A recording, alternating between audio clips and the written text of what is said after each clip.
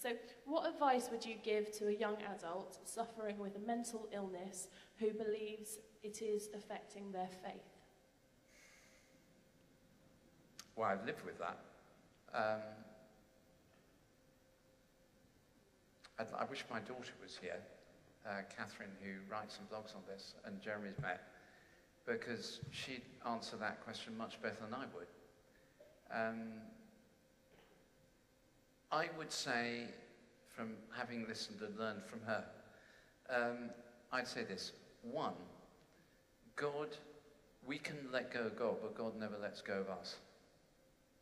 So it's like a child who says, I'm going to hold on to you.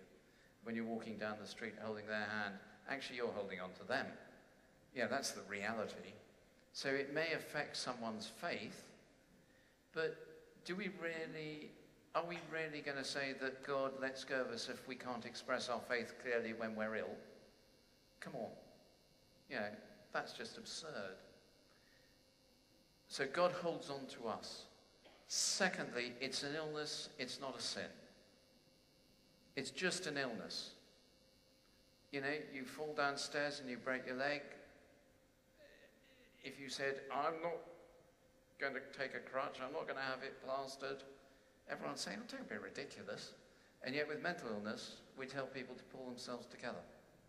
Just ridiculous and wrong.